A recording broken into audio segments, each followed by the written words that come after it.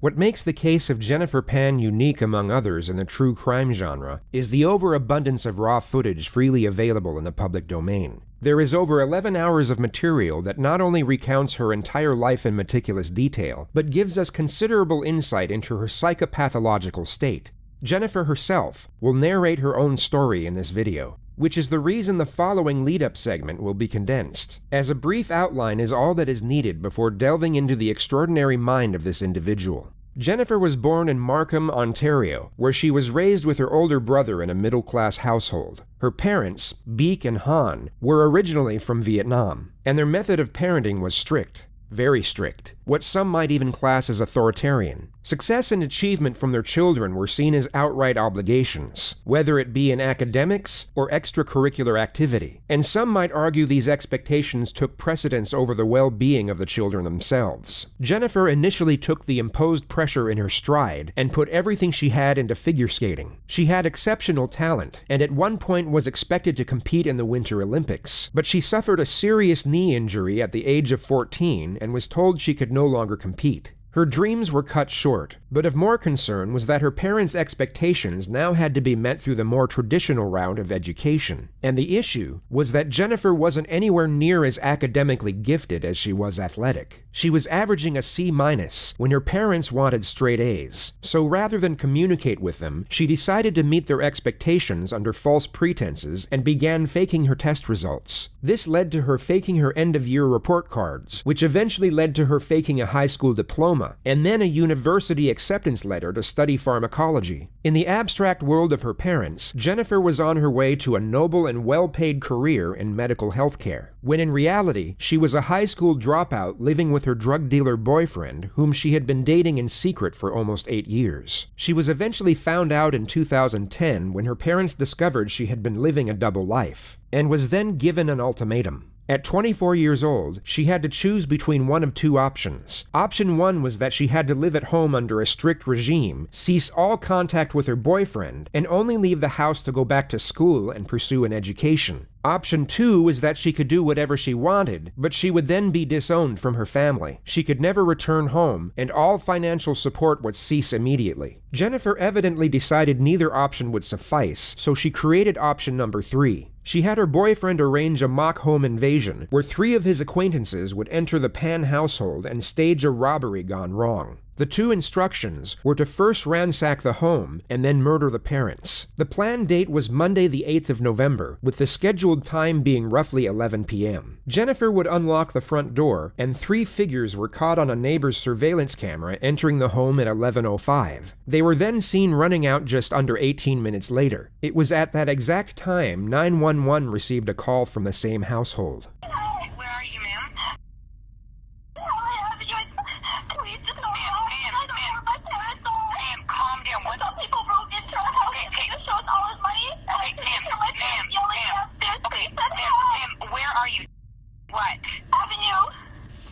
Avenue Road.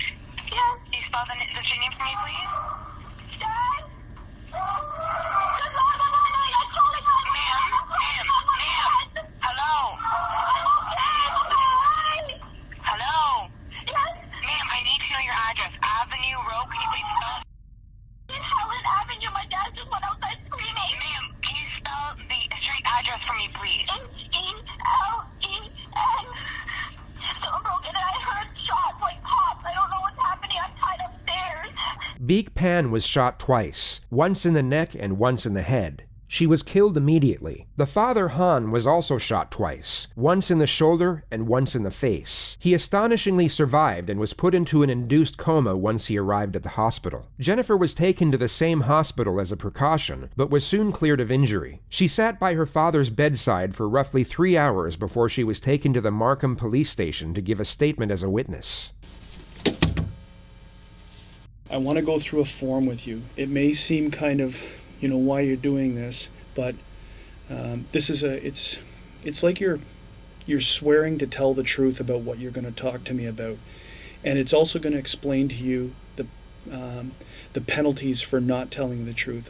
I don't expect you to help me, but for a homicide investigation, anyone who's very close to the investigation, we do this with. Okay? So this isn't suspecting that you're not going to tell the truth. This is more of a feature that you understand the importance of telling the complete truth. Jennifer is not a suspect at this moment. She is only giving a voluntary statement under oath. She has not read her right to silence, but instead informed of her rights as a witness. She is basically told that fabricating evidence with the intent to mislead is an offense. After reading the notification off paper, the detective gives Jennifer a more human explanation of the instruction. What I've just explained to you is you're here voluntarily to help us, that you don't have to talk to us if you don't want to, but the importance of talking to us, and if you're talking to us, the importance of telling the truth. And if you don't tell the truth, there's criminal consequences for not telling the truth. That's all that stuff had to deal with. Okay? The investigator then leaves to get the Commissioner of Oaths, which is for the purpose of swearing in the witness, but he first brings in a box of Kleenex. This is universally recognized as getting startled, yet the official term in neurophysiology is the startle reflex via auditory stimulus. Hyperarousal from a traumatic event can often exaggerate this response in a manner similar to how Jennifer reacted to the sound of the door. Hello, my name is Andrew Spiro. I'm a Commissioner of Oaths with York Regional Police. I'm here so you can give a truthful statement, either by solemn affirmation or swearing on the Bible. Which do you prefer? Swearing on the Bible. Okay, just put your hand on the Bible. Do you, Jennifer Pan, swear that the evidence you shall give on this investigation shall be the truth, the whole truth, and nothing but the truth, so help you God? I do. Once Jennifer is sworn in, the lead investigator returns to collect the statement. Now I want you to sort of take yourself back to earlier on today, yesterday, meaning the 8th of November, and tell me about your day. Okay, start at any point in time, wherever you feel comfortable, and then we're gonna move forward. Okay. Yesterday, probably around 9 o'clock in the morning, 9:30. My mother. She woke me up and she told me that she was going to visit my grandfather. Throughout the day, Jennifer explains that she practiced piano, studied piano history, talked on the phone with her friends, and had dinner with her parents. Her mother left for line dancing at 8 p.m. and returned home at about 9:30, at which time Jennifer was alone in her room watching TV, ready to go to sleep. And then suddenly I just heard my mom calling for my dad to come down. And that's when I lowered the volume on my TV, and I could hear the voices weren't any voices I was very familiar with. And so I was scared and I couldn't move. I just sat in my room for a while. And then I thought I heard them all leave the top floor, and I peered out of my bedroom door. And a guy was there, and he came at me and had string in his hands and tied my arms back and said, "I have a gun behind your back. Do what I say. If you do what I say, then no one will get hurt. Where is the money? Show me where your money is." My mom kept trying to get up, and they kept telling her, "Sit down." And so I didn't want her to get hurt, so I told her, "Mom, sit down." They were trying to find her wallet, but her English isn't good, so she kept saying purse. They kept pushing her down onto the chair. Okay. Take your time. Take your time. All this is very important, so take your time. Jennifer's nonverbal communication up to this point has made sense, and the reflection of her mother's last moments seems to push her over the edge. It could be assumed the detective still considers Jennifer a victim at this moment, but in the next moment, he will start becoming suspicious. They kept all the lights off on the main floor. The only time there was light was when they opened the fridge door to see if they could find where my mom's purse was. Take yourself back to a moment in your life when you have been overwhelmingly upset about something, and at the same time were trying to explain to someone why you were upset. You wouldn't quietly and reservedly convey the events. You would likely blurt them out in a forceful and disordered manner. Your sole focus would be on processing your thoughts and conveying them into speech. The emotional turbulence of severe hysteria and grief makes it very difficult to convey thought into actual dialogue, and the simple wording of a sentence becomes very challenging. Jennifer seems to find her words easily and executes her sentences perfectly. One of the gentlemen asked my father if he had money in his wallet and where his wallet was. So they took me, because I was next to the stairwell, they took me up the stairs to show them where my father's wallet was. But I didn't know. They had turned the room upside down. I didn't know where his pants were at that time. The intruders retrieve $1,100 from the master bedroom and then tie Jennifer to the upstairs banister. Next thing I know, I think I heard my parents going down the stairs, and my mom was asking them for me to come with them. They wouldn't let me come with them. And after they said, the last things I heard them say was, "You lied to us. You lied to us." And then I heard 2 pops. My mom screamed. I yelled out for her. And a couple more pops.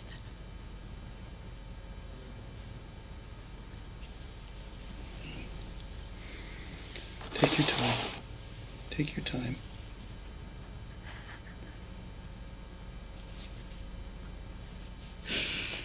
And I think I heard my mom say or moan or something, and then they did one more before they left, and then one of the guys said, "We have to go now, it's been too long." And then they ran out the door, and I think once they were out the door, I heard my dad go up the stairs, and at that point... Jennifer has clearly gotten her story straight beforehand, yet in the next moment appears to realize how unusual it is that she was able to make a phone call when her hands were tied behind her back to a banister. She hesitates, stutters, and even looks to the detective for approval twice before she quickly moves on. I had my phone on me, behind me, that I had hidden there that they didn't know about. So I had my phone on me, behind me, that I had hidden there that they didn't know about. So when I thought that they had heard them all leave and my dad ran up the stairs, I whipped up the phone and I called 911. But I still hadn't heard anything from my mom, and all I could hear was my dad running on the street, just moaning and making sounds. The detective then breaks the event down into components and has Jennifer go through each moment in more detail. The first of which is the appearance of the intruders. Jennifer now describes the one who appeared to be in charge. The only thing I can remember was he had dreadlocks. He had dreadlocks. So can you describe his race to me? He was black. Was his head covered? Was his face covered? Do you remember anything about that? Just that his dreadlocks were kind of flopping all over the place. I couldn't really see his face, and they kept the lights dark as much as possible. Did he have a gun? Yes. Did you see the gun? I only saw the top part of the gun. What did it look like? It was black. Yeah. Do you know where the other guys involved in this are? I know one stayed with my parents downstairs. Okay. The other one, I'm not, at that point in time, I was more focused on him, he was seeing me and he was coming after me. So you're saying there's 3 for sure? Yes. That's all, you saw a total of 3 at one time, you saw 3 people Yes. together? Yes, when I went downstairs, I Okay. saw 3 shadows. She details the appearances of the other 2 assailants, whom she asserts were also black males. The detective then brings her back to the one in charge. Now the first guy who spoke to you, did he have any accent? Was None it that clear? I could make out. Was it clear English? English. Unbroken? Unbroken. No accent? From the terms he used, I didn't get to pick up an accent, no. He used So- short phrases. He sounded Canadian. I would say, yes, he was born here. He was born here. She asserts that the second intruder didn't speak, while the third had a Caribbean accent. She then goes on to say she was taken downstairs for a brief moment and saw her parents under guard in the living room. Her father was asked where his wallet was, and he told them it was in the master bedroom. Jennifer was then taken back upstairs alone with two of the assailants to help them find it. They don't find the wallet, but instead retrieve a pile of cash from inside the nightstand. Jennifer was then tied to the upstairs banister and left alone as the intruders went back down. And the next thing I can hear are them telling my parents to move to the basement. Okay. And I'm asking them, why, where are you going? And my mom's yelling to me, I want my daughter. Why can't my daughter come too? I want my daughter. Jennifer then hears one of the intruders yell, "You lied to us." Who do you hear yelling, "You lied to us," or to that extent? Number 3. Number 3. I'm assuming it's to my father, because he was the one asking for the wallet. Now you hear this commotion downstairs. You said you heard 2 pops. And you heard who scream? My mom. Your mom. And what was she screaming? Do you remember? I couldn't make it out. It No? was kind of like a cry yell, so it was just... Okay. They had made the first round, or pop, and they had said, okay, that's enough. Let's go. Who said that? Whose voice is that? Number 1. Okay. And then I heard one more after that. And they were like, that's enough. Let's go. Okay. And again, that's number 1. Yes. So what do you hear next? After you hear the scrambling, they're gone. Because you're hearing no more. I gather that's how you assume they're gone, is because you don't hear it. Then you hear your dad. I reached for my phone at Okay. that point. And you call 911. Okay. When your father exits, you hear the door open. Because you hear your dog, and then you And then I can hear like the outside noises. Okay. Like the wind coming in, and I just hear my dad, I think he's...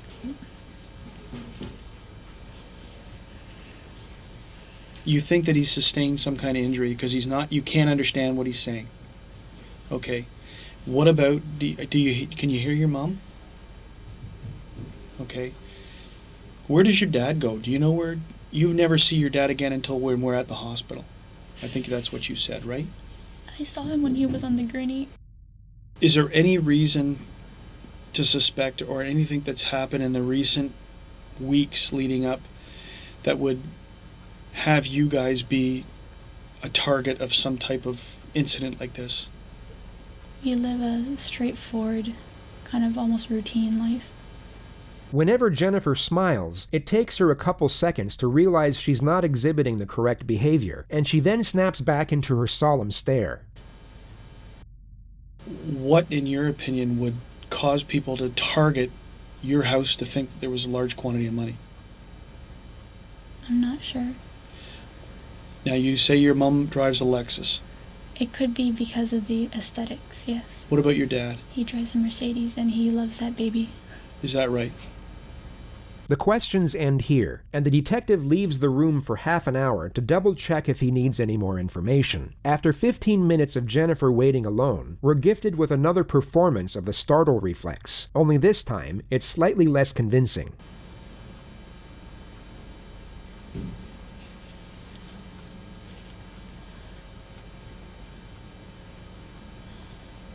If investigators were certain of Jennifer's innocence, this would have been the first and last time she would have been questioned in such a manner. Police are extremely careful in how they involve victims in investigations as to not cause further unnecessary trauma. But on this particular occasion, it would come as no surprise that Jennifer's psychological well-being was of less concern. She was officially still a victim and witness, but unofficially a leading suspect. She was called back in to give another statement just 2 days later at 9 a.m. She was told the reason was to collect more details, but you'll notice that the line of questioning and the answers they attain have little to no use for anything outside of Jennifer's culpability. The actual reason for this second statement is to collect further information to use against her at a later stage. In this interview alone, they already start the process of cross-examination and start to catch her out in previous lies. Jennifer is still a witness at this moment, and the exchange is void of any direct confrontation. Yet she is still put under a modest amount of pressure, and the holes in her story start to become ever more apparent. Take that first interview that we had which was, hours after what had transpired. Put it aside. It's almost like we've never spoken before, okay?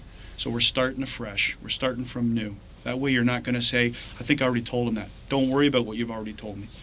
Do you, Jennifer Pan, swear or declare that the evidence that you give in this investigation shall be the truth, the whole truth, and nothing but the truth, so help you God? Yes. We're going to see if we've learned or if you've remembered anything else. And there's some questions with respect to that statement that I'm going to ask you about. Okay, but I'm going to let you start again, and let's move forward from any time in that day where you want to start. If it's the time you woke up or if it's the time that your first interaction, it's your choice. Okay, I'm very nervous, and Why are you nervous? Tell me about why you're nervous. because I don't want to say the wrong things. Because that day was a lot. You're right. And I've been scattered, and so bits and pieces are here and some pieces aren't here, and I'm just... So I want you to sit back in your chair, okay? Just sit back in your chair, take a deep breath, okay? Close your eyes, just follow my line, just sit back in the chair for a second, sit back, relax as the best you can, close your eyes, and just breathe for a minute, okay?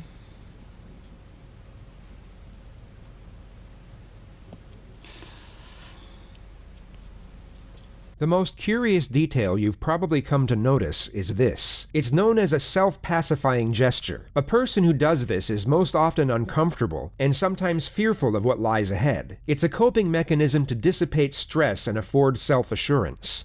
What I can remember is when I woke up, I had some breakfast. She practices on the piano, studies piano history, plays games on her phone, and speaks with her friends on Facebook during the morning hours. Her mom leaves to visit her grandfather at around noon and returns at 3 p.m. to prepare dinner. Her father comes home at around 4:30 from work, and dinner is served 1 hour later. Her mother leaves for line dancing at 7, then returns at 9:30. Jennifer at this point is in bed talking with her friend on the phone, and her father is in the computer room. She then hears her mother loudly call out to her father. What is she saying? She's calling him by his name and to come down. Okay, so give us verbatim, what do you hear her saying?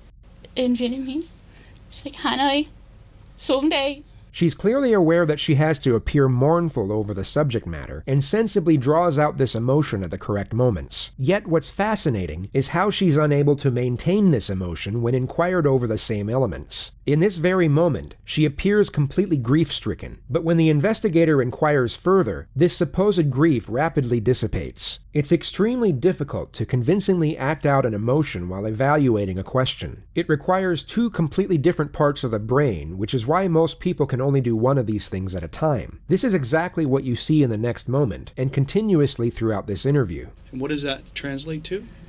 That's my father's name, Han. Come down here. Does she say anything else associated with that? I can't hear clearly because, I was on the phone and the TV was on, Sure. but that's what I heard. Is she yelling? Or is it normal? It's a loud, she's not yelling, but it's a loud tone. Okay. She then hangs up the phone with her friend once she hears the commotion. As I'm hanging up the phone with him, I hear footsteps going up the stairs. Okay. But they're heavier footsteps than what is to be expected from my parents.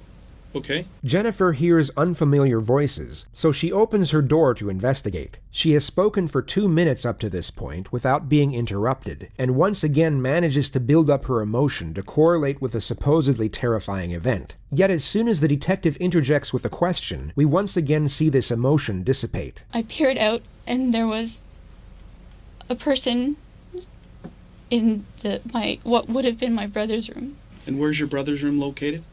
Just a little bit down I could see from my doorway to his doorway, just Okay. a little bit down the hall. Okay. The first intruder then robs Jennifer at gunpoint before taking her to the ground floor, where she then sees her parents sitting next to each other. From where I was standing, my father was sitting on the right, and my mother was sitting on the left. Sitting where? On our couch. Sitting on the couch. Are they looking out towards you? No, their backs are towards me. Okay.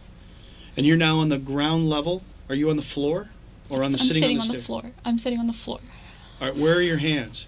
They had tied my hands, So let's as go. I said. Let's go back up to the stairs. Remember we said Her emotional display in seeing her parents in distress gradually faded after each interjection, but you'll now see it completely cease altogether once she realizes that she made her first mistake. Everything she had said up to this point correlated with her initial statement, but she had just forgot to mention that she was first tied up before being taken downstairs, and only brought it up when reminded by the detective. take the other statement and whatever we've said before. No, I said it earlier. She didn't say she was tied up earlier. She completely forgot to mention it and seems to be trying to convince the detective otherwise. It's a moment of slight panic, which becomes far more pronounced when you compare it to her supposed grief-stricken recollection 5 seconds earlier. The detective doesn't challenge this, as it can be used against her at a much later stage, and the main objective at this point is to collect as much conflicting information as possible. Okay, then let's get back to that area. I think you might have touched on it. We went back into the description. So where do you get your hands tied, and where does the string come from? I'm not sure where the string comes from, but he had the string. Okay. And after I gave him my money, that's when he tied my hands. She is then taken downstairs where she sees her mother being interrogated by the second assailant over the whereabouts of the cash. According to her first statement, the second assailant never said a word the entire time. He had pushed her back onto the couch, and Who pushed her? Number 2. Okay. He was pushing her back onto the couch. And she kept saying, "Where's my purse? Where's my purse?" And the guy kept telling her to sit down, and I didn't want my mom to get hurt.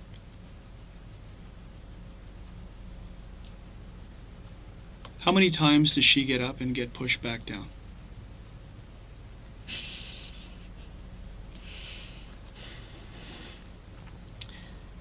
I'd say she got up twice. Has number 2 uttered a word at this point in time? I can't remember hearing him. Okay. So we're just correcting what you said earlier, because you said earlier that it was number 2 who was asking where the purse is, what are the purses, and now you've said now it's number 1 guy who would initially... I'm sorry, it's just... No. It's all a purpose. The purpose here is clarifying what you're saying. So number 1 I is... just don't want to... Number 1 is the one who's doing the talking about the purse. Number 3 is focused on your dad's wallet. Okay. Jennifer continues to make contradictions and is forced to correct herself multiple times after she notices the puzzled gaze from the detective. He inquires over the appearance of assailant number 2, who is wearing a hoodie according to the first statement. Do you get a good look at number 2 now of what he's wearing? All I could tell was he had a vest, and his face was like a long oval face. He had a vest? No, hoodie. Okay. Dark hoodie. Okay. Did you see them recover anything inside your mom and dad's room? I did not see anything, no. Are you sure? Because when we spoke the last time, there was some mention of some other money that went missing.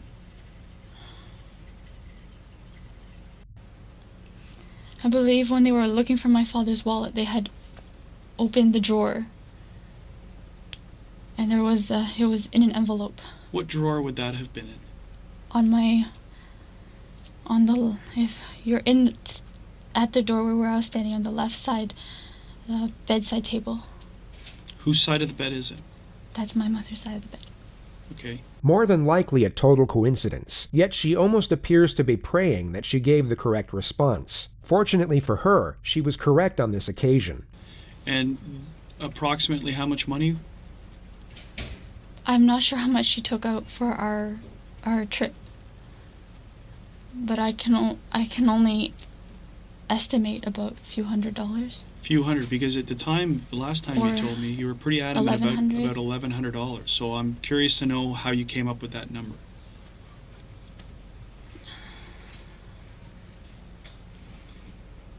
I believe because when we were at the border, we stopped at the duty free. My mother was deciding whether to use her U.S. currency or her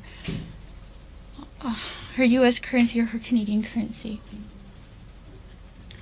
So it was at that time you remember hearing $1,100, and is that the inference you're saying? Is that because you're pretty solid saying that it was $1,100 that went missing, that was taken, and that you saw it when we spoke. And who took it?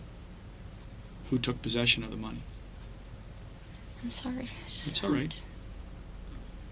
The detective lets the contradiction slide once more. Jennifer is then brought to the moment where the intruders had just left and she is tied to the upstairs banister. Let's come back to now. You're being taken to the banister in the upper. Sorry, I Don't remember. apologize, okay? I'm going to try and ask you questions to try and clarify points, okay? If you don't remember, you don't remember. Okay, so there's no apologizing. The only reason you would apologize to me is if you've lied to me. No. Okay, No, it's so just then in this case, then don't apologize to me. It's okay. Okay, I'm going to ask you questions to clarify points. Okay. You're now bound to the railing. Can you show me, can you stand up and turn around and tell me, just show on the camera, how your hands are bound? And how you are against the railing. You don't have to sit down. I just need to see how you were. just tell you. The only reason that I'm trying to, I need to do this is that I'm also going to ask you is that so take this back take it out of a traumatizing event, which it is, and put yourself into a more clinical position, because I want to see how you could physically get your phone out of your waistband. We're obviously going to need to know that. It's very important. So traumatize away, now put yourself into just a state of, I need to mechanically show how I can get access to my phone. Okay, because that's obviously very relevant. We know you made the phone call, but questions are going to obviously raise is that if my hands are bound and I'm against the railing, how do I talk to a 911 operator? Okay, so clinically, this is now a clinical demonstration. Just stand up, focus in on how you did it.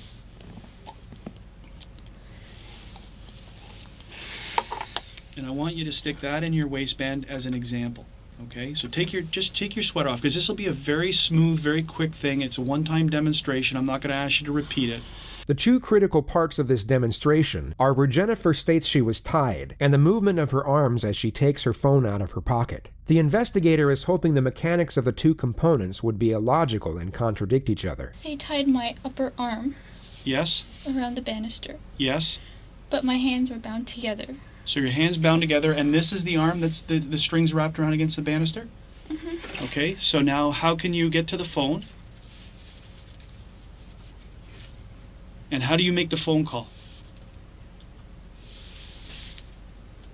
Whether it be a stroke of luck or that Jennifer had prepared for this moment, this actually made sense. Had her arms gone left or the point of restraint been below the elbow, none of this would have been possible. It's perhaps the single moment where Jennifer's statement was somewhat beneficial to her defense. We know Jennifer was tied up when police arrived, but the assumption was that she had her phone in her hands the entire time and wouldn't have had to retrieve it from her waistband. She can now argue that this portion of her testimony is genuine. 911? Mm-hmm. And do you talk down like that? Yes, I'm yelling at the phone like this. And how can you hear? I turned the volume on max. Yes? So that's exactly the way that you're talking to her against the railing. Mm-hmm. Okay, that's good enough. Sit down. Jennifer is then brought back to the moment just before she heard the gunshots. At this point, I started hearing my parents get up. And they're moving. And my mom's yelling, "Where's my daughter? I want my daughter. Where's my daughter?" And I'm yelling, "Mom, I'm here." Here. Jennifer, take a Kleenex and just take a minute. You'll notice that she doesn't wipe her eyes or blow her nose, just buries her face in the tissue, which the detective later testified remained completely dry. Okay. So we're now down in the basement. They're down in your parents are down in the basement. I heard pop. But then my mom, I heard her squeal. Multiple pops occur thereafter before she hears the intruders leave through the front door. Once the door closed, I heard my father. He ran up the stairs and all I could hear was moaning. Dad. Once I heard him starting to move, that's when I pulled out the phone and I was trying to call 911. This is untrue. She only realized her father was alive midway through the 911 call, and in that exact moment, you can actually hear genuine fear in her voice compared to her fabricated panic the moment before. Some people broke into our house. Okay, this shows all his money. Okay, ma'am, where are you? What? Avenue Road. Yes. Can you spell the street name for me, please? Dad? Ma'am. The final part of this statement is collecting information to set up the main strategy for Jennifer's interrogation that will take place 10 days later. They go through Jennifer's past and gather intel to lay the foundation for what's known as the how and why solution, which will be explained in further detail at a later stage. What I want to do now is I want to go into your past, okay? And start talking about things that have been going on with you. The detective now morphs into a therapist, and what's fascinating is how Jennifer doesn't once question the new line of inquisition. Many argue that it was the first time Jennifer was even asked about such matters, giving reason for her willingness to open up. This may have been the first time in her life she was able to process her frustrations and vent to someone who appeared to care. The first topic is her parents, and the expectations and pressures she was under to succeed, which led to her faking her grades and then her college degree as to not be a disappointment. How did you feel about that? How did you feel about having to lie to your parents? I felt guilty, but every time I tried to bring it up, there was just so much expectation. Did you have any resentment towards them for this? I chose what I chose, but in the end I chose my family. She just referred to the ultimatum she was given by her father, the choice to live at home and go back to school, or be completely cut off by her parents and live with her boyfriend. Information gathering on Jennifer's past goes on for roughly 2 hours and 20 minutes. The detective then ends the exchange by putting her under some pressure. It's not a direct confrontation, but it's by far the most uncomfortable position she's been in up to this point. The detective subtly switches back to the home invasion and how the intruders were able to gain access without breaking in. Like you didn't hear a doorbell, you didn't hear a door knock, you didn't hear a door kicked in, you didn't. I was watching TV on the phone.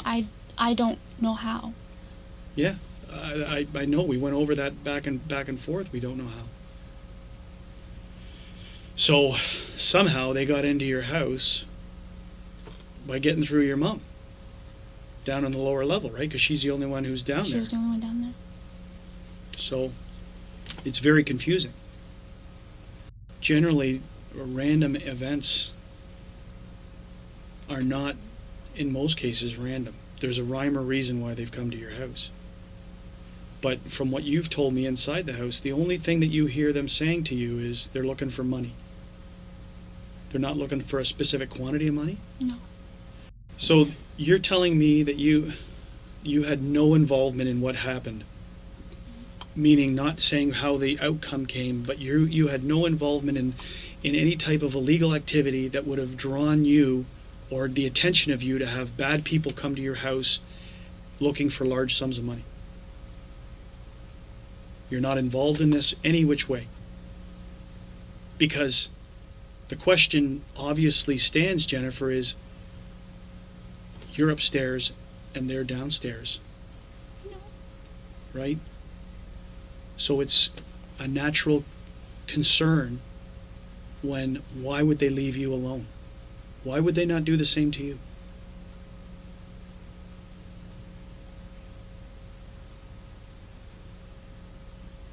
You can't answer that question? The only thing I can say is he said I cooperated. But I asked him to take me. The number one guy said you cooperated. Okay. Who's to say this whole thing isn't a lie? That what you're telling me is a lie? Because if you are lying, it's the most cold-blooded thing that I've ever faced in my life.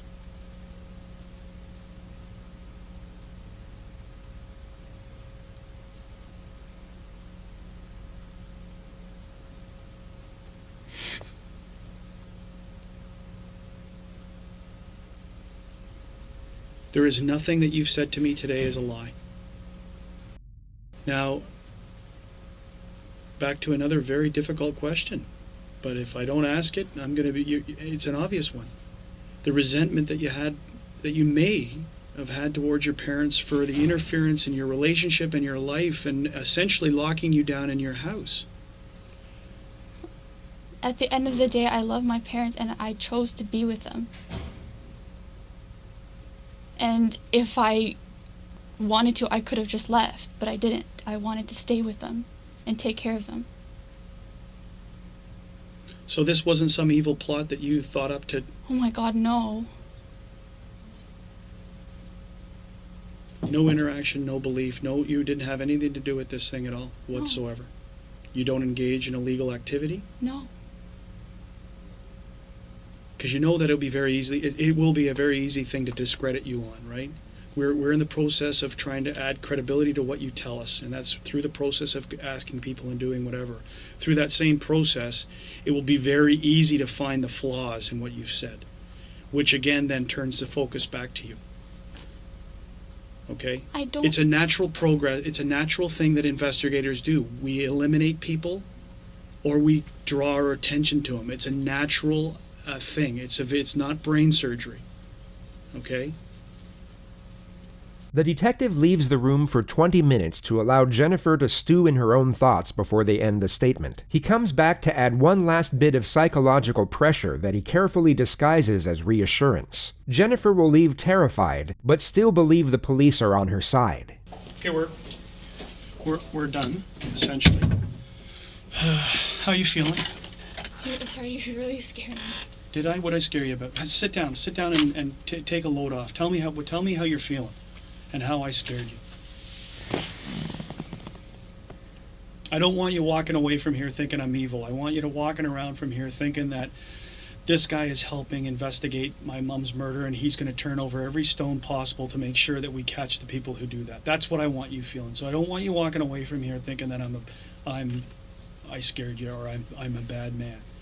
Sometimes we have to ask very, very difficult questions, but it's my job. Okay? You're our only link. You're it. Until your dad regains his back and being able to be spoken to, right now you're our only link to this case. Her father had bullet fragments lodged in his face that doctors couldn't remove, and a shattered neck bone. At the time of this interview, the consensus was that if he did regain consciousness, he would be useless as a witness due to irreversible brain damage. So we may rely on you heavily until we can speak to your father. Okay? So don't be afraid. If you've told the truth, the last thing you should be afraid of is anything. If you've told the truth and you've been truthful through this whole process, then you're helping. You're doing your part. Okay? And don't be afraid of me. I'm just afraid because, I know everything is just all pointing negatively right now, and I don't understand why. I feel that, the way you're speaking to me, it's kind of like, I know you said that you had to say those things, but it's here, and I've already said it to the special victims yesterday, but there's ideas in my head. Yeah. And I'm afraid to say it out loud. But ideas about speculation of what happened, how it happened. Unfortunately, at times some of us have to point the finger, seem like we're pointing the finger, and it really is just to provoke you to see what you're going to do, how you're going to respond. Okay? So it's only a question, and it's been answered, and if you've been truthful, okay, you have nothing to fear. Absolutely nothing. Okay?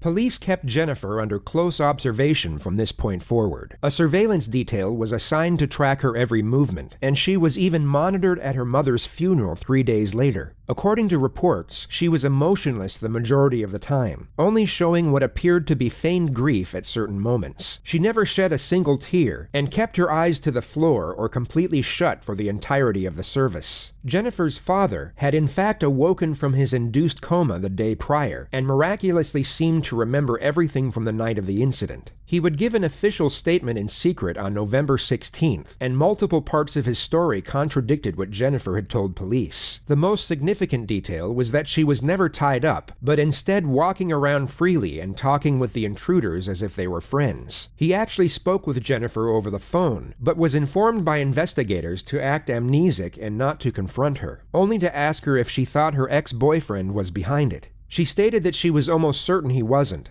The only issue with Hann's statement was that he had suffered minor brain damage from the gunshot, which could be used by a defense team to refute his testimony in court, or even get it thrown out altogether. Furthermore, it was essentially his word against Jennifer's, and their turbulent relationship would also work greatly in the defense's favor. York Regional Police knew they needed a confession for the best possible chance at securing a conviction, so they assigned their most experienced investigator to conduct Jennifer's interrogation. She was called back into the Markham Police Station on the 22nd of November at 2:30 p.m., a week and a half after the incident took place. So just for the record, it is the 22nd of November 2010.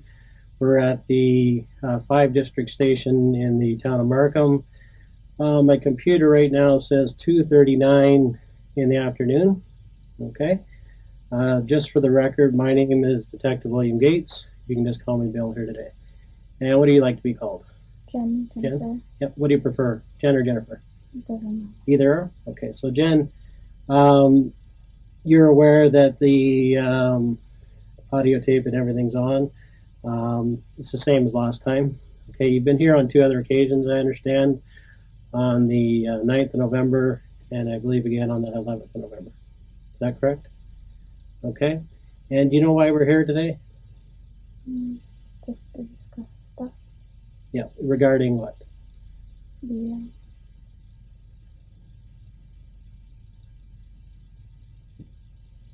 What happened at my home. Okay. And as a result of that home invasion, your father, Hann Pan, was actually shot, and your mother, Bich-Ha Pan, was actually killed. Is that correct? Yeah, you'll have to speak up a little bit just so I can hear you. Sorry, yes. Okay.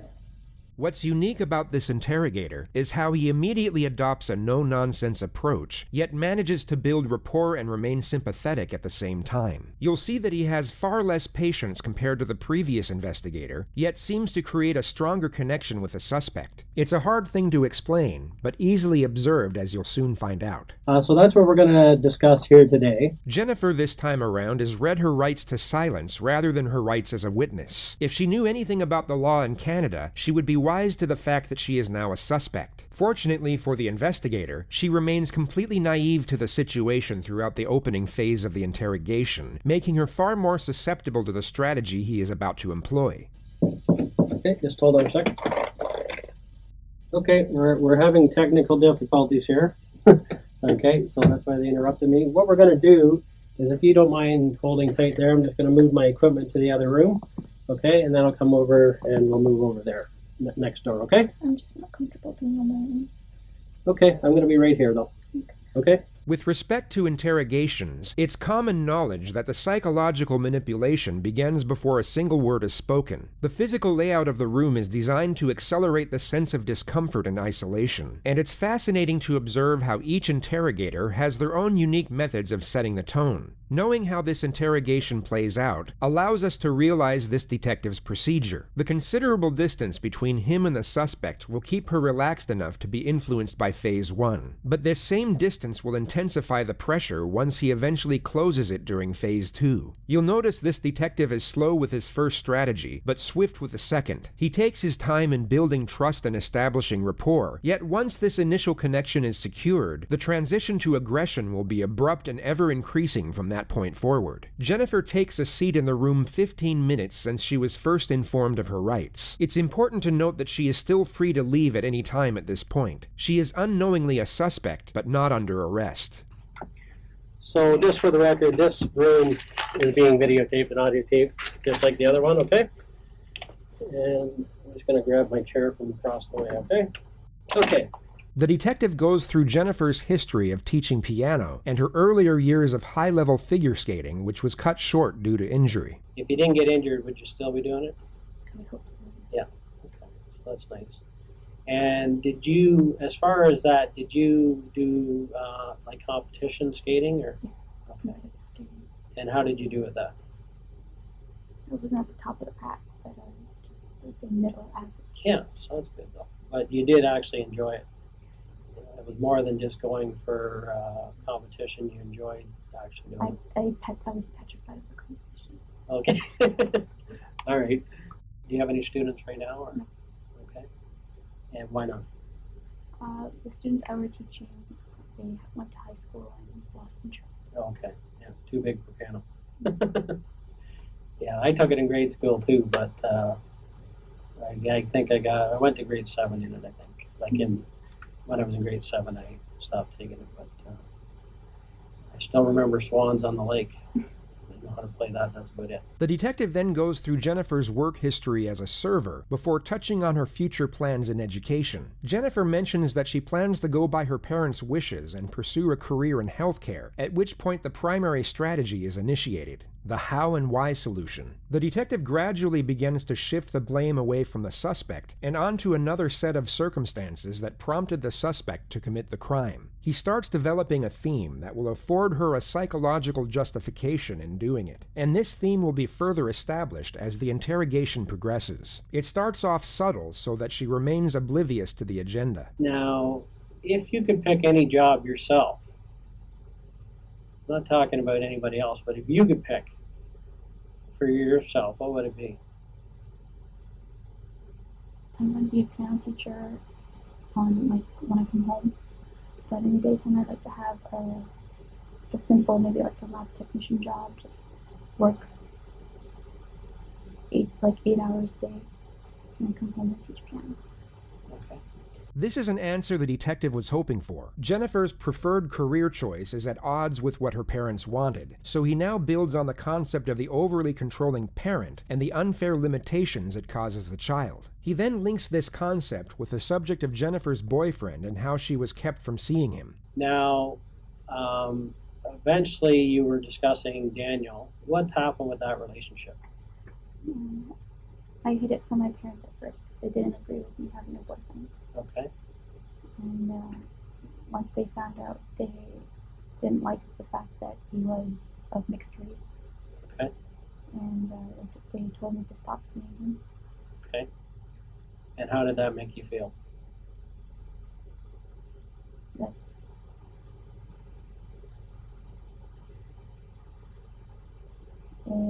he was the person who just filled an empty void for me. So it felt that a part of me was missing. When you broke up, you felt the part was missing? Is that what you're saying? When they first told me to stop seeing him, stop talking to him, I felt like a part of me was missing, and I fell into a little bit of depression. Okay. How did they find out? One day when my mother came to pick me up, she saw me with him. He had dropped me off. Okay. Dropped you off. At Pacific Mall, and my mother was coming to pick me up from Pacific Mall. Okay. And somehow they saw each other, I guess? Oh, my mother saw me hugging, kissing goodbye. Okay. That gave it away. What happened next then? I tried to bring him home. My mother at first was like, bring him home, let us meet him. And when I brought him home, they automatically didn't like him for some reason. Okay. And that's when they told me to stop seeing him. Okay. So you were told to stop seeing him. So what happened then? At first, I stopped for a while. But like I said, I just felt really empty, and I felt just depression, and Okay. I started talking to him again. Jennifer then goes on to explain in further detail how she carried on the relationship in secret and how it became more and more of a struggle hiding it from her parents. Now, how has Daniel taken it when your parents said that you couldn't see him anymore? How did he take it? He was hurt. Yeah. And how did you feel? Also hurt. Also hurt. Okay. She then goes on to explain that she was living with Daniel at his parents' house for 2 years, while her own parents thought she was studying at a university. And his parents were, I guess, more liberal than your parents. His parents, they loved me. Yeah, okay. And they recognized that you loved each other. Jennifer recounts how she bought a fake diploma for $500 to show her parents, and the many other avenues she went down to keep the lie going. She eventually gets to the day she was found out. How did you end up back home, I guess? They called up my friend, who I said I was staying with, in the middle of the night, and she was groggy and forgot what day it was, and so she's like, "Isn't she home?" And I wasn't home. Okay. She messed up. I don't blame her, but... No. Okay. Jennifer then goes on to explain the ultimatum she was given and the restrictive measures that were put in place so that she wouldn't be able to see her boyfriend. So how has that felt, being under those guidelines for the last 18 months? It was okay. It wasn't the best feeling in the world because, I just felt a little trapped. Okay. But it's what I chose to be with my family. Okay. And so you made a choice between what? Living out on my own with Daniel and staying home with my parents. Did you feel you really had a choice or not? There was no choice because family always comes first. Okay. And where do you get that from? Where do you get that belief? Mm-hmm. Okay. So family's number one? Yes. The detective then brings up Jennifer's earlier assertion of being depressed and then affiliates it with the restrictive measures she was living under. Did you ever feel that they expected too much of you? How so? Comparison to other people. Okay. So who would they compare you to? Like classmates, clubmates, cousins. Okay. And so some of them have been successful recently? Okay. And what did they say to you? Wish you could have been that person. Okay. So that's pretty hard, right? Hard to take for you? What I've heard all my life. So nothing. Okay. Did you ever feel like, I know you're smart and they believe you're very smart, but did you ever feel you weren't as smart as what they thought that you were? Yes. Okay, I get that feeling. That it's pretty tough to live up to their expectations. Okay, like your dad ultimately would like to see you be like a doctor. Those were pretty high standards for anybody. Not everybody can be a doctor. Okay, but they may have acted like you could have done it no problem. Their expectations were so high that few people would be able to reach that expectation. I'm not just talking about you, I'm talking about anybody. And it started at a young age. The detective further explores the stresses of living with overly strict parents, and Jennifer explains in further details the way she would cope, which for the most part was lying about her grades and living a double life with her boyfriend. How did it feel having to lie to them all those years? It's really hard. Really hard. Like I wanted to tell them, but they always looked down and disappointment. Okay. And I'm sure there were days when you actually planned that this is the day I'm going to tell them, and then you just couldn't spit it out. The opening strategy of the how and why solution has now been executed. A connection has been attained, and the desired narrative established. The next phase of the interrogation is about to commence, which is first set up by a two-step strategy. Step 1 is to induce fatigue. Step 2 is to induce fear. Now, when's the last time you spoke to your dad? This morning, just to see if my brother had made it into school. Okay. And what have you and your father discussed about this case? He just asked me if Daniel was behind it. Okay. And I told him I don't know 100%, but I don't think he did. Okay. Why would he ask that? Because he believes that we still talk and that he would go to any length to be with me. Okay. And what do you think about that? I know that he's moved on, so I don't think he would go to these lengths to be with me when he's already moved on. The detective has Jennifer go through the entire incident once more, but unlike the first investigator, offers no reassurance nor consolation. Jennifer starts fake crying again, yet this time is given no tissues to wipe away her non-existent tears. Now, do you think there's any reason why they tied you up and didn't tie your parents up?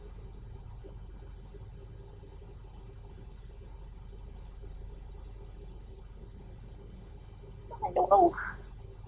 Does that seem odd to you? Why does it seem odd? Because I was away, up here separated from them the whole time. And does it make sense that they would leave a witness behind? If they were going to kill somebody? Does that make sense? I guess Just thinking about it.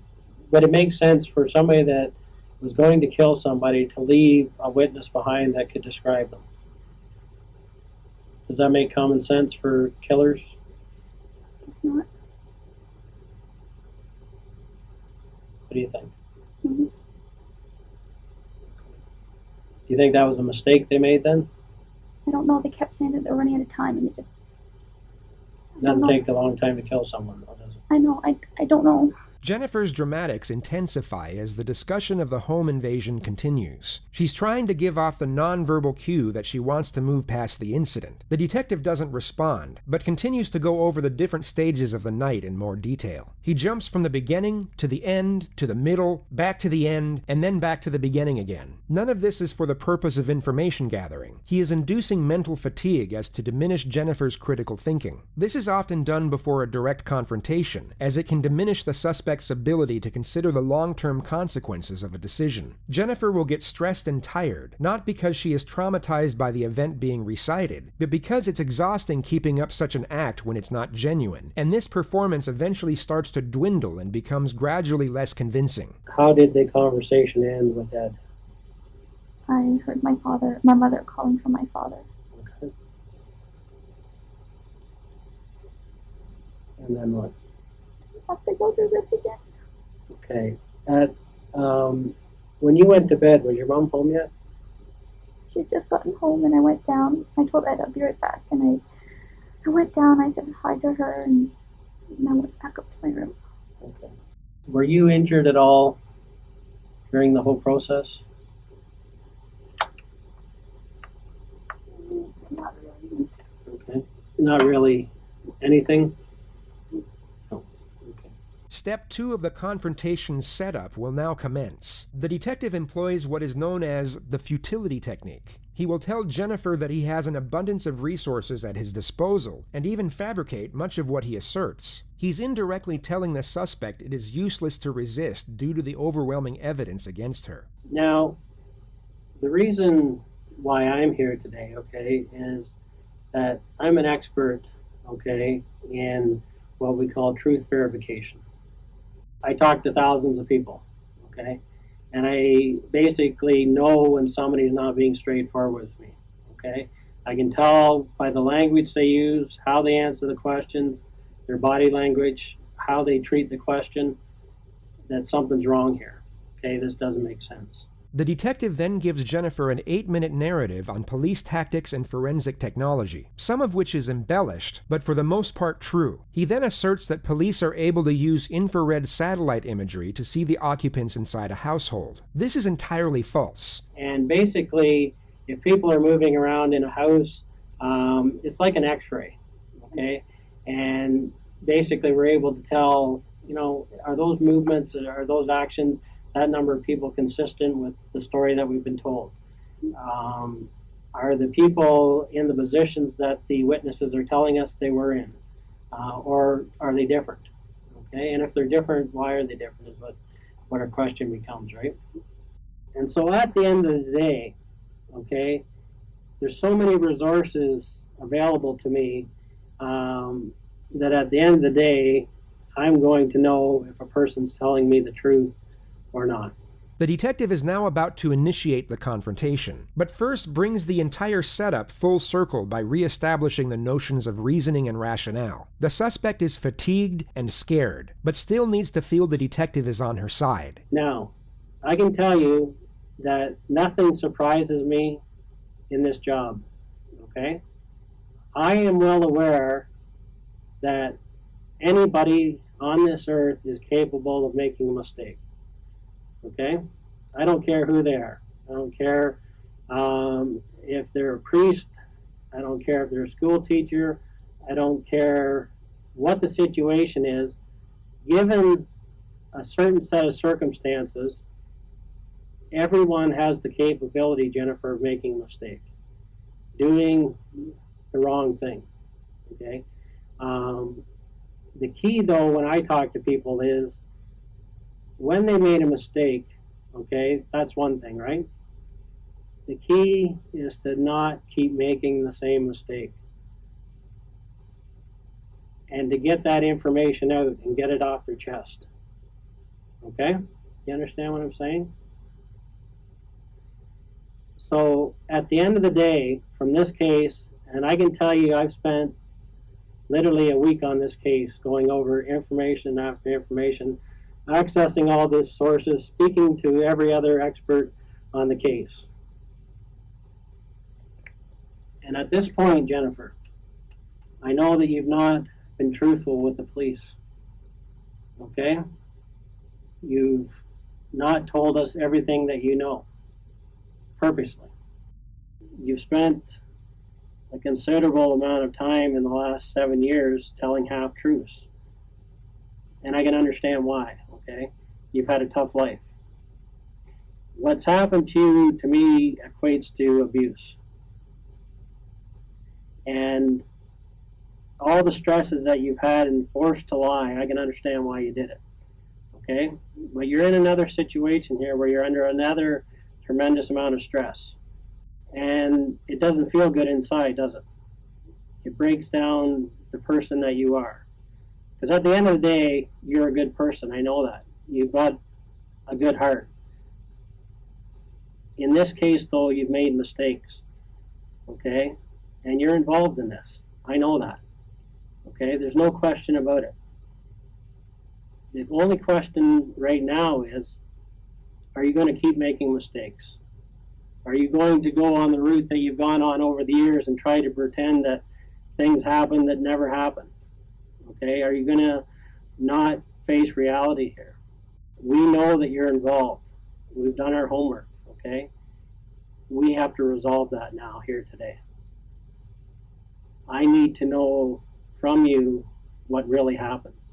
And I know why this has happened. You have spent your whole life trying to live up to expectations that you can't meet, okay, and that stress the hell out of you. You're a 24-year-old woman being treated like a 15-year-old, okay? You've never done anything that terrible in your life, but you're being treated like you have. You're not being treated like the adult that you are. Yes, you made some mistakes, big deal. You're not the first person that has gone out and not told their parents that they're dating a guy, because in your culture they don't accept it. I understand that. I've talked to people in here that have kept that secret for their whole life from their parents. Okay, so that's not abnormal, but that puts a lot of stress on you, right? That's not easy for you, is it? No. Now, what we need to get down to here today, Jen, is what really happened. You need to tell me what went on, because you know who was in that house that night. You do, Jen. There's no question about that, okay? While remaining empathetic and understanding, the detective still needs to keep Jennifer's confidence low. He watches for denials and stops them immediately. Letting the suspect deny her guilt will only increase confidence and morale. This needs to be stripped away as much as possible, as early as possible. There's no question about it, okay? The focus is kept from the magnitude of the crime and concentrated on the justifications of why someone would commit it. Yes, their intentions might have been good, but they're not realistic. They're not, Dan, were they? Jen? Their expectations weren't realistic, were they? You couldn't live up to them, could you? You tried to. Right? Am I right? And finally you had to bite back, right? You had no other choice. You felt like you had no other options. This is Canada. We're in the 21st century here. You cannot take everything out of a person. You can have expectations for your kids, but you can't expect them to do everything the way you want it. It doesn't feel good to have secrets, does it? No. You have to let me know what happened here, okay? Okay, but you were involved, right? That's the part we need, okay? We need to hear that from you because we know you were. The detective appears to be getting nowhere, so he now lowers the gauge of admission. A confession to a lesser offense is far easier to attain, but once it is attained, can be used to build on the more damnatory elements of the case. You'll also notice that he uses broad terms that infer guilt, yet don't directly accuse Jennifer of murder. You knew before that night that this was going to happen. I'm going to make that easy on you. That's a true statement, right? You knew before that night that they were coming. Right?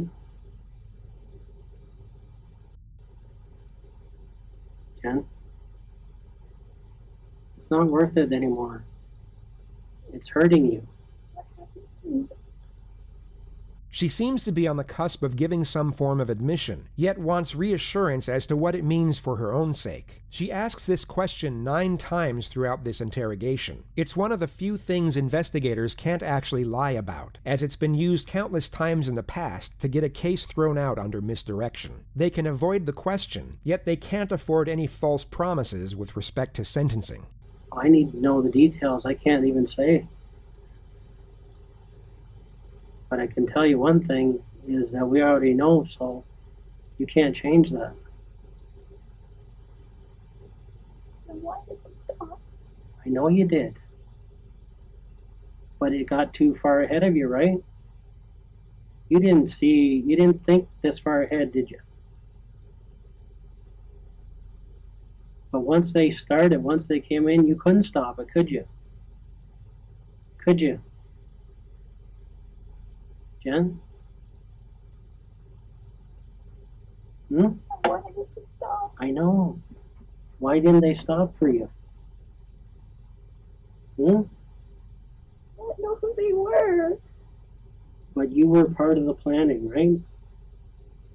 You have to tell me that part, and then we're going to work through it together. Do you know what I'm saying? You didn't want this, you wanted to stop it. You have to prove that to me now. Because at the end of the day, we have to stop this from happening to someone else. Right? What happened to me? Jen, we're going to have to deal with it one step at a time, okay? I'm going to be honest with you. I need to know what you did.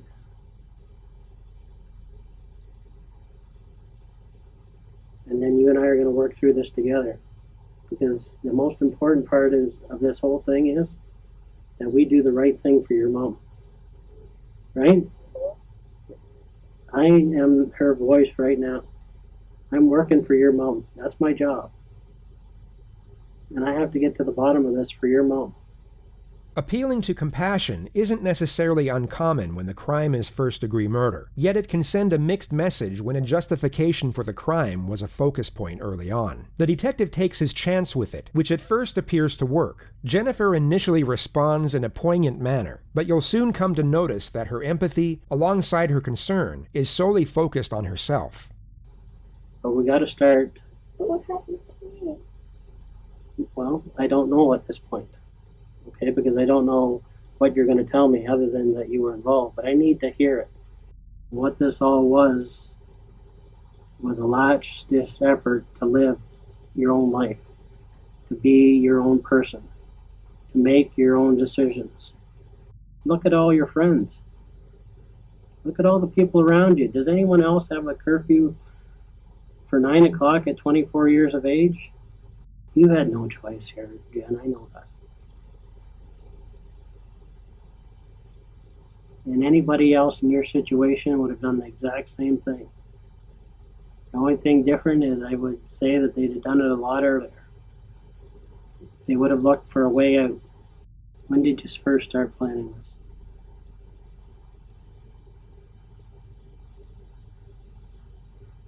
When was the final straw? What was the final straw? So that's what this is all about. Do you want to be a good person here? Jennifer knows exactly what questions to answer and what ones to ignore. Anytime a question is non-incriminating, she gives a response. Yet when they are incriminating, she remains silent. She is no doubt feeling the pressure, but still very aware of the situation and the potential ramifications of her words. Okay. And you know when a good person makes a mistake, they have to face that mistake, right? Right? What do you think should happen? I don't know. You're going to prove to people that you know what the right thing to do is. That's what is going to happen. That's what your mom wants right now. She's watching us here. She's wondering, is Jen going to make the right decision here? Is Jen, after all of this, going to come out on top doing the right thing? I'm here for you, Jen. I'm here for your mom.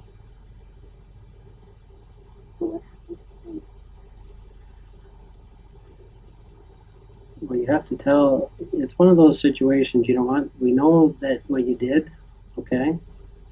But you have to be able to explain to me what happened, okay? I can't tell you what's exactly going to happen to you. You just have to be brave here. You have to be brave.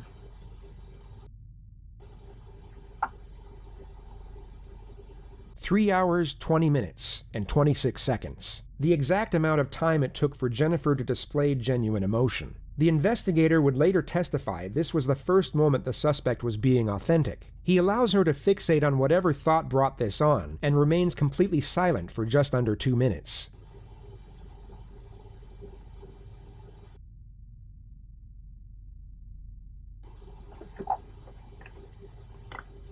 Sorry, aren't you?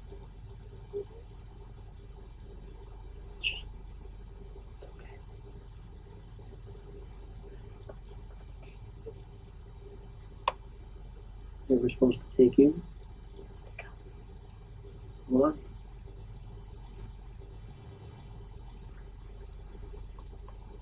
So they were supposed to take the whole family out? No, just me. What went wrong?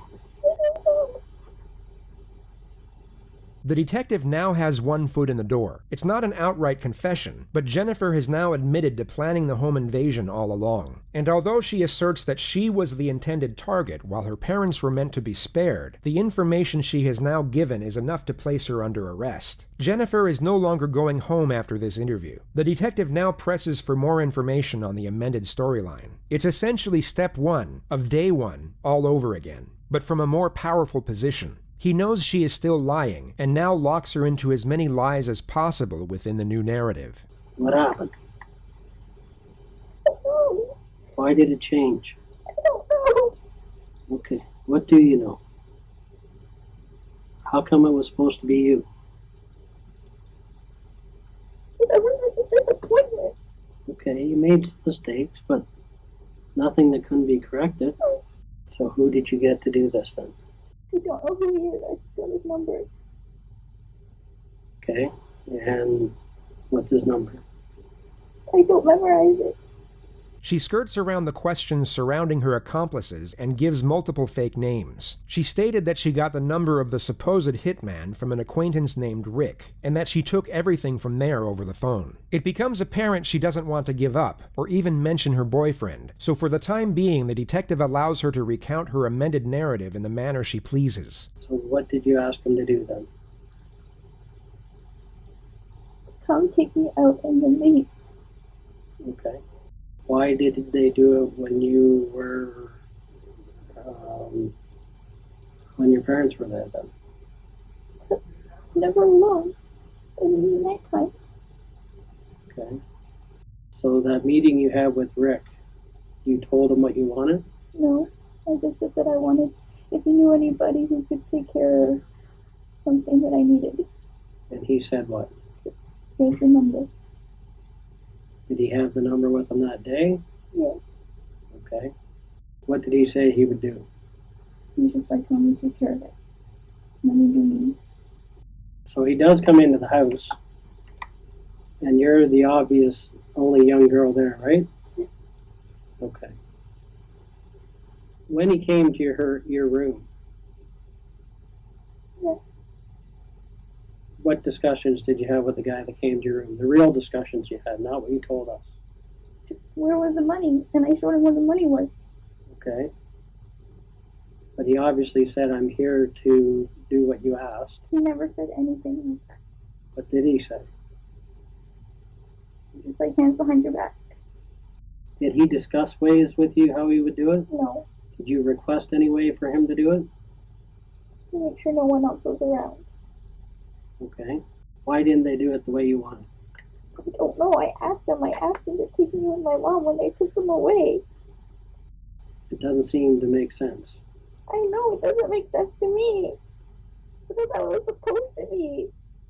Okay. Can you sit up for a minute, Jen? Okay, look at me. The detective wants an outright confession, and the second direct confrontation is about to commence. Only this time it will be a lot more aggressive, as he doesn't have to worry as much about the suspect locking up or requesting counsel. She is under arrest and going to jail after this interrogation no matter what. Look at me. Okay. What I do believe is that you went to somebody. And I do believe that night you paid them the $2,000. But what's not true is it was never for you. Okay, Jen, no. Okay, you went to this person and you asked them to do a job. And the job was for your parents. You asked them to do this job on your parents, Jen. Okay, let's be truthful. Okay, nobody's going to come there and get the wrong people. You made a specific request, and the job was for your mom and dad. Okay, nobody's going to come in there and do the wrong job. Okay, nobody's going to do that. They came, you paid, and they did what they were supposed to do. And the plan was for your parents. Me. Okay, Jen, you have to be honest about it. This is the only thing that's in contention here. Okay, you made the mistake. Okay, everybody understands. Everybody in this police department feels sorry for you. I can tell you that right now. Okay, because they've seen what you're going through. It's so obvious. Okay, that all this tension they put out. Basically, this is like a volcano. All right. And at one point, it was just too much, and you erupted, okay? And you made a bad decision, okay? And once you hired this guy, there was no turning back. Now, in the original story, you said that you hid your cell phone, okay? If it was for you, you wouldn't have hid your cell phone. That would have never happened.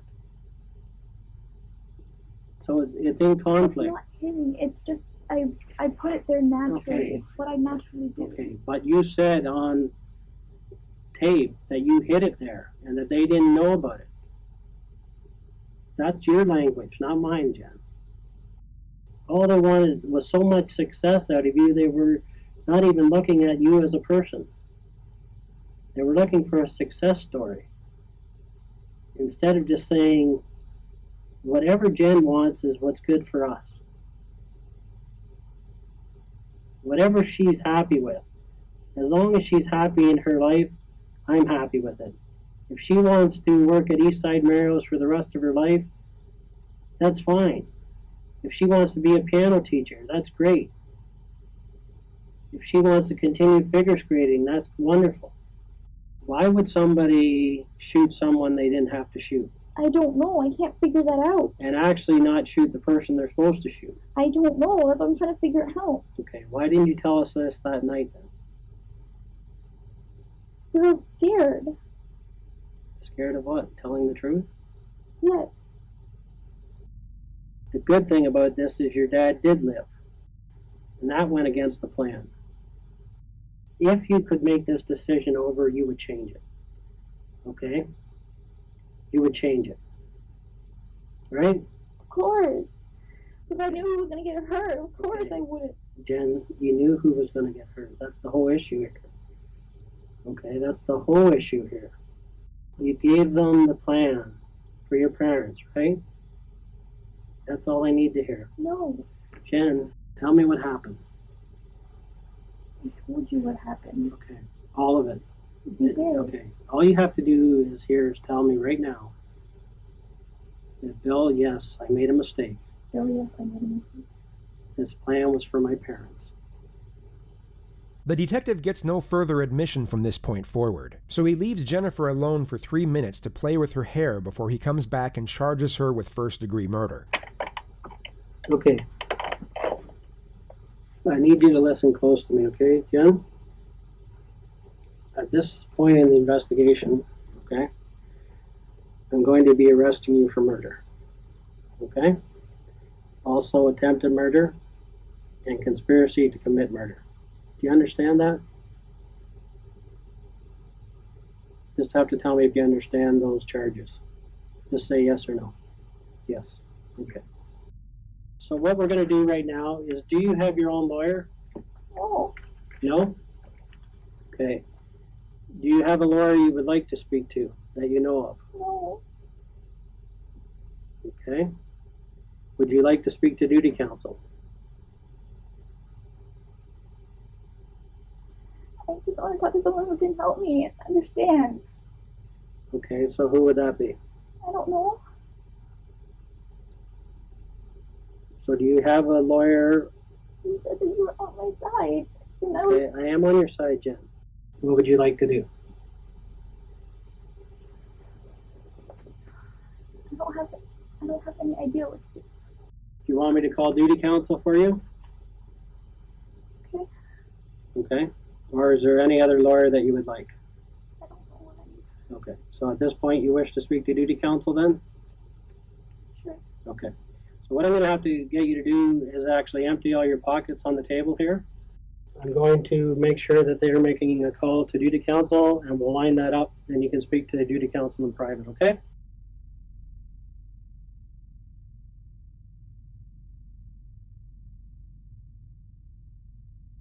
We've made a call to duty counsel, and we're just waiting for them to call back, okay? Need a drink of water or anything? What's that? I do have to go and speak to these officers, but I'll come back and speak to you, okay? But we got to take care of the lawyers, okay? That's the priority right now, okay? The next time Jennifer would see this detective would be when he testified at her trial. It began on the 14th of March, 2014, and Jennifer pled not guilty to all charges. Her interrogation tape was one of the more damning pieces of evidence put forward by the prosecution. Yet the most damning were the 116 text messages between her and her boyfriend in the 6 hours leading up to the murder. They thought using burner phones to communicate would cover their tracks, yet forensics were able to uncover the entire discussion just 1 month after the incident. They spoke in detail about how the crime would be carried out, and it was enough to convict them both, as well as each of the intruders who were linked to the crime via DNA evidence and witness testimony. They were all found guilty of first-degree murder and given a life sentence without the possibility of parole for 25 years. Jennifer Pan is now 34 years of age. She is currently serving her sentence at the Grand Valley Institution for Women in Kitchener, Ontario. She will be first eligible for parole in November of 2035.